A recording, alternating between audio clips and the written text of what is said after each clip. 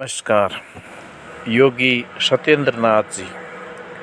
आज वीडियो में बता रहा हूँ योगी सत्येंद्र नाथ जी जो हिमालय में कड़ी योग साधना तपस्या कर रहे हैं, तो उनके बारे में पूरा वीडियो है। वीडियो को लाइक कीजिए, चैनल पर नए सब्सक्राइब कीजिए और वीडियो को शेयर कीजिए। भारतीय सभ्यता और संस्कृति और जिसमें कई संप्रदाय आते हैं, जिसमें कुछ जैसे प्रयाग हो या कहीं पर जो महाकुंभ होता है या कुंभ होता है, वहाँ पर हमको मालूम पड़ता है कि वो अखाड़ा है, वो साधु संत है और वो संप्रदाय है। लेकिन ऐसे में महायोगी सत्येंद्र नाथ जी एक हिमालय सिद्ध योगी और कोलांतक पीठ के पीठाधीश्वर हैं, जिन्हें ईश पुत्र के नाम से भी जाना जाता है। उन्होंने बचपन से योग, हठ और वास्तु, रसायन, ज्योतिष और आयुर्वेद का अभ्यास किया है। योग और साधना की बात की जाए तो वह लगभग 25 वर्षों से कोलांतक पीठ के योग का अभ्यास कर रहे हैं और वर्ष में 3 महीने बर्फीली पहाड़ियों में तपस्या करते हैं। उन्हें अपने गुरु ईनाथ, जिन्हें ईश पुत्र भी कहा जाता है, द्वारा बताए गए साधना मार्ग का अभ्यास करते हुए दिखाया जा रहा है।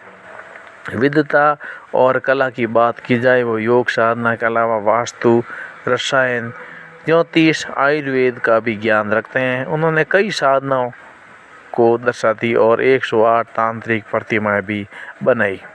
शारीरिक क्षमता की बात की जाए तो बचपन से ही बर्फ में साधना करने के कारण वह कड़ाके की ठंड में भी सहजता से रहते हैं, जो कि सामान्य लोगों के लिए जानलेवा साबित हो सकता है।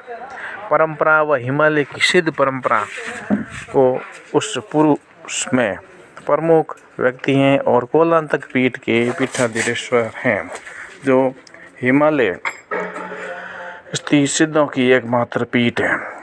उनके शिष्यों में एक राहुल भारतीय योग परंपरा को आधुनिक तक पहुंचाने के लिए उनकी योग साधना के वीडियो प्रसारित होते रहते हैं। हिमालय के क्षेत्र में हरे भरे पेड़ों और बर्फ के ढके पहाड़ों से आच्छादित हैं और यहाँ की हवा में ऑक्सीजन की प्रचुर मात्रा होती है और हमारे शरीर और मन को शुद्ध और पुनर्जीवित करने में मदद करती हैं। इस क्षेत्र की शांति इसे ध्यान के लिए एक आदर्श स्थान बनाती है, जहाँ से मनोरम दृश्य दिखाई देते हैं और कोई भी व्यवधान नहीं होता है। हिमालय पर योग के बहुत सारे लाभ हैं और उन योग के द्वारा वो अपने जीवन को सफल बनाते हैं। हिमालय के योगी की बात की जाए तो स्वामी राम का जन्म 1925 में उत्तराखंड के पौड़ी जिले के तोली गांव हुआ था। ये अलग संत हैं और बहुत कम उम्र में उनके गुरु के सानिध्य में तपस्या करने हिमालय की ओर निकल गए थे और उनके गुरु ने उन्हें हिमालय के ऐसे अनाम संतों के पास भेजा जो जनता की नज़रों में ओझल रहकर गहन तपस्या कर रहे थे।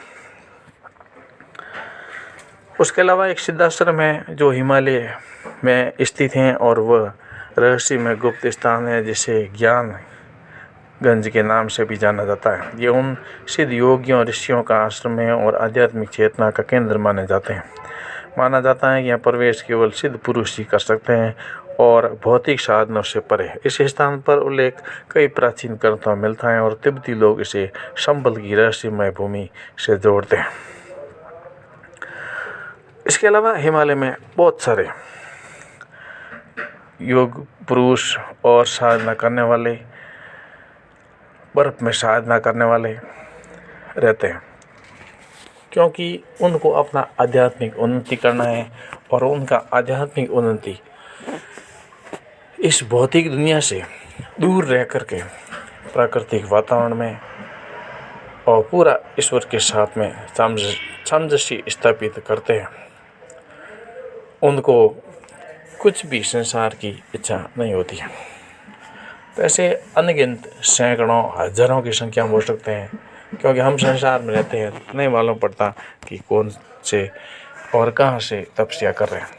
लेकिन बहुत सारे योगी हैं जो कि बड़ी ही अपनी दृढ़ता से ऐसे वीरान जंगलों में घनघोर जो हिमालय हैं वहाँ बर्फ़ भी गिरता है और वहाँ पानी पीने की समस्या, खाना खाने की समस्या, कितना कठोर जीवन वो हर मौसम में व्यतीत करते हैं उसके, क्योंकि उनका पूरा शरीर इस तरह से पक जाता है इस तूफ़ानी बर्फ़ में और हिमालय, और वहाँ का वातावरण ऐसा है, मनोरम हो जाता है और पूरी शुद्धता होती है।